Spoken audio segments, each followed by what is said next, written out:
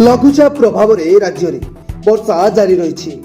ଉତ୍ତର ଆନ୍ଧ୍ରପ୍ରଦେଶ ଓ ଦକ୍ଷିଣ ଓଡ଼ିଶା ଉପକୂଳର ଉତ୍ତର ପଶ୍ଚିମ ବଙ୍ଗୋପସାଗରରେ ସୃଷ୍ଟି ଲଘୁଚାପ ଆଗାମୀ କିଛି ଘଣ୍ଟାରେ ଘନୀଭୂତ ହୋଇ ସ୍ପଷ୍ଟ ଚିହ୍ନିତ ଲଘୁଚାପ କ୍ଷେତ୍ରରେ ପରିଣତ ହେବ। ଏହା ପ୍ରଭାବରେ ଆସନ୍ତା 18 ତାରିଖ ପର୍ଯ୍ୟନ୍ତ ରାଜ୍ୟର ବିଭିନ୍ନ ସ୍ଥାନରେ ବର୍ଷା ଜାରି ରହିବ। ଆସନ୍ତା 48 ଘଣ୍ଟା ମଧ୍ୟରେ ଉତ୍ତର ଉପକୂଳ ଆନ୍ଧ୍ରପ୍ରଦେଶ ଓ ଦକ୍ଷିଣ ଓଡ଼ିଶାରେ ଗତି କରିବାର ସମ୍ଭାବନା ରହିଛି।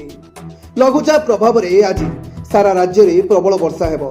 ତେବେ ଦକ୍ଷିଣ ଓଡ଼ିଶାରେ ପ୍ରବଳରୁ ଅତି ପ୍ରବଳ ବର୍ଷା ହେବା ନେଇ ପୂର୍ବାନୁମାନ କରିଛି ପାଣିପାଗ ବିଭାଗ।